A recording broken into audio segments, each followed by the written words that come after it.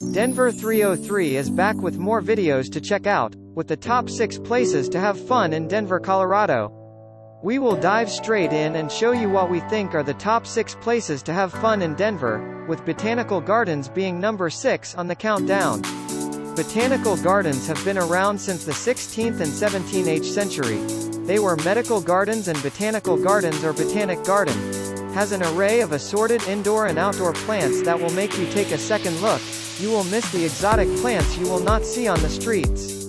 Botanical gardens are dedicated to cultivating the best plants from different parts of the world.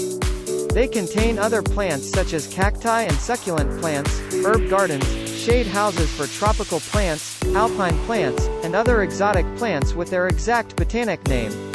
Visitors can see the art exhibits, educational displays, tours, book rooms, classes to grow, and open-air theatrical and musical performances. Botanical gardens are run by the Scientific Research Organization and universities, with research programmers in plant taxonomy. Their prominent role is to maintain and document collections of living plants for scientific research, conservation display, and education. This depends on the resources available and the interest pursued at each particular garden. According to Wikipedia, Botanical Gardens is protected natural urban green area, where a managing organization such as universities creates landscaped gardens and holds documented collections of living plants and preserved plants containing functional units of heredity of actual or potential value for purposes such as scientific research, education, and public display. This is not an ornamental garden or landscape, even though it looks artistic. It is for science and research. If you want to become a botanist, a scientist specializing in flowering plants or plants, moss, and seaweed, see interests you here at Botanical Gardens, or just take your family and get educated anyway. Number 5 on the countdown is the Denver Museum of Nature and Science. This will be a resource for informal science education in the Rocky Mountains region. The Denver Museum of Nature and Science started with a man named Edwin Carter in 1868. He moved to a tiny cabin in Breckenridge, Colorado. His passion and science study on birds and mammals in the Rocky Mountains made him establish 3 collections in time, with him having the most complete collection in the existence of Colorado. The word of Carter's collection spread in 1892.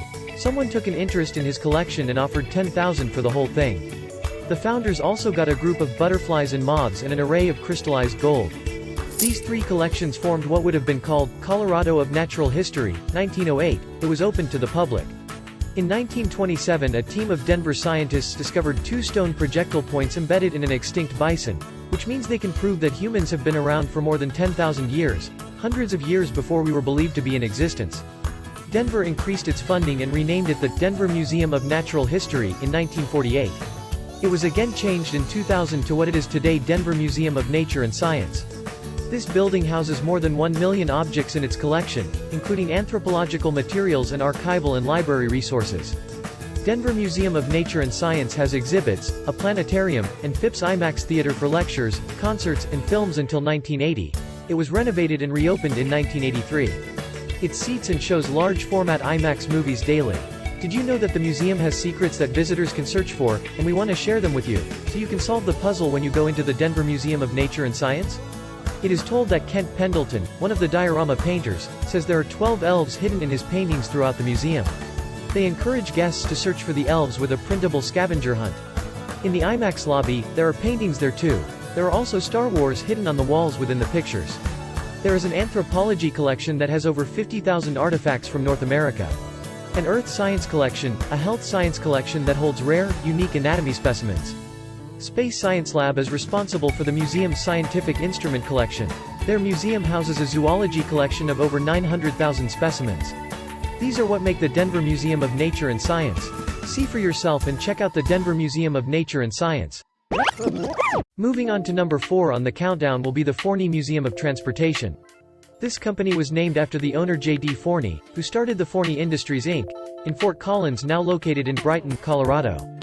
Forney Museum Transportation has 500 exhibits that focused on unique antique automobiles in their early years.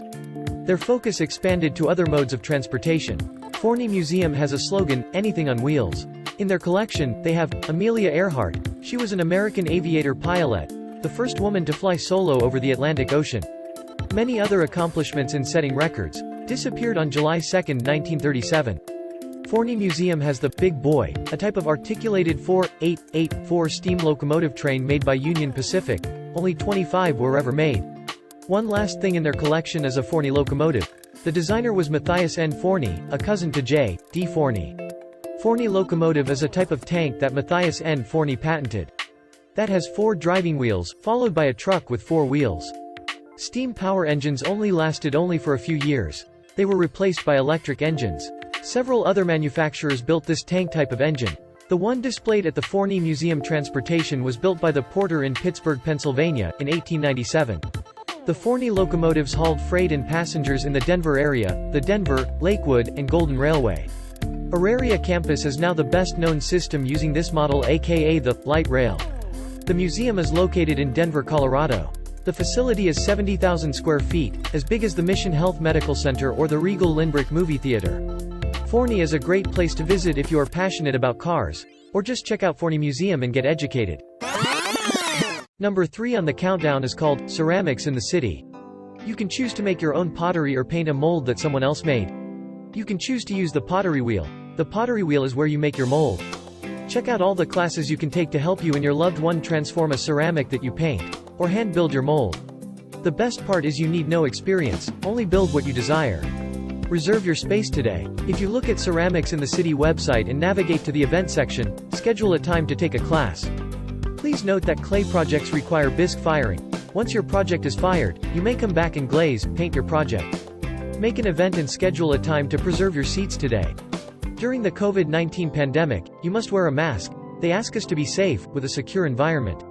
The kids may enroll in school workshops. Ceramics in the City have 2 different after-school programs. Both are 10 weeks long, include hand clay building, pottery wheel, glass fusing, glazing, painting. Spaces are limited. Call 303-200-0461. There is one more company we want to share, named Into the Fire. They were established in the old town of Arvada in 2000. In the Denver metro area, you can find this hole in the wall. You need to stop in and grab a mold of various designs. You can take it home as well. They will let you select colors that you want to paint your project called to-go kits. Return within 2 days so it can be fired. They will call you when your project is done. You can even order online. Following CDC COVID guidelines, requiring masks to enter their building. Those who have not got vaccinated while in the studio. Reservations are highly recommended. They do walk-ins based on availability. Book an after-hours reservation for private parties for more than 12 people. If you want to have a fun time in the Denver metro area, check out these 2 ceramic painting companies, DIY, do-it-yourself spots. Number 2 on the countdown will be the 16th Street Mall. The 16th Street Mall is a transit and pedestrian mall in Denver, Colorado. The mall expands over 1.25 miles, which is 2 kilometers. It runs up and down 16th Street, starts at Wawada, at the Union Station, and ends at Civic Center Station. This mall is packed with restaurants, shopping, and various tourist attractions. The 16th Street Mall opened in 1982. Initially, from Market Street to Broadway was designed by Pay Cobb Freed and Partners. The mall extended to Winecoop in early 2001 and the Union Station in 2002. Street performing is happening more and more in pop culture on the street, and performers are getting recognized. Many local folks and vocal musicians, dancers, actors, impressionists, the Robot Man, and comedians. Popular locations and a prime venue for new discoveries. Try the free mall ride operated by the Regional Transportation District, aka the RTD. These buses can travel up to 25 miles per hour, 40 kilometers. The mall ride stops at every intersection in between Union Station and the 16th Avenue, Broadway intersection with 2 main stations: Union Station, at 17th and Winecoop, and Civic Center, at 16th Street and Broadway. You can transfer to other buses that lead you further into the city. These will be called RTD. Lines will be the A line, B line, C line, E line, and the W line for the Union Station. At 16th, California and 16th, and Stout stations, you will find connections to the D line, F line, H line, and F line. These lines will lead you to the Englewood station with other attractions to see. You can find other alternatives to transportation to the mall ride on the 16th Street Mall, including pedicabs, horse-drawn carriage, B-cycle bike sharing, and various car-sharing operations. Bikes and scooters are not allowed on the 16th Street Mall on the weekdays. Enjoy a nice walk. From the Union Station, take the W line all the way to our next destination. Which brings us to our last fun place in Denver, Colorado, in the Denver metro area. The Denver Aquarium. Number 1 on the countdown will be the Denver Aquarium. The Denver Aquarium was formerly called Colorado's Ocean Journey. This fun daytime attraction is an aquarium, also a restaurant. This building is 107,000 square feet, that is 9,940.62 square meters, massive as Manchester's public libraries in England, which hold 1 million US gallons of water. The building sits on 17 acres of land adjacent to the South Platte River. The aquarium exhibits various fish and animals that you can pass under when you walk through the tour. This aquarium holds a relationship between the inland freshwater ecosystem and ocean themes. The original design of the aquarium was zoo geographic. Denver Aquarium focused on two exhibits, the Colorado River Journey and the Indonesia River. These rivers are designed to imitate two rivers: the Colorado River in North America, and the Kampar River in Indonesia. The Colorado River includes an exhibit of endangered fish, desert pupfish, game fish bass, North American otters, among other species. It ends with an extensive exhibition depicting the Gulf of California, aka the Sea of Cortez. The Indonesia River Journey includes exhibits of animals such as Asian arowanas, rainbowfish. You will find endangered Sumatran tigers. Ending with an extensive exhibition showing the southern Pacific Ocean. In 2005 there were renovations done, and the two journey paths remains but is no longer in a strictly zoo geographic pattern. The sea otter exhibit was removed and make room for the restaurant tank. This company features several interactive exhibits, including a horseshoe crab touch tank and a stingray touch and feeding tank. Their hours are Monday through Sunday from 10 a.m. to 9 p.m., Friday and Saturday from 9 or to 10 p.m., and Sunday from 9 a.m. to 8 p.m. You must check out this fantastic unique aquarium for yourself in the Denver metro area. Don't forget to subscribe to our channel if you like our videos to support our new channel. Stick around for our next video on the top 6 places to go on a date with your loved one.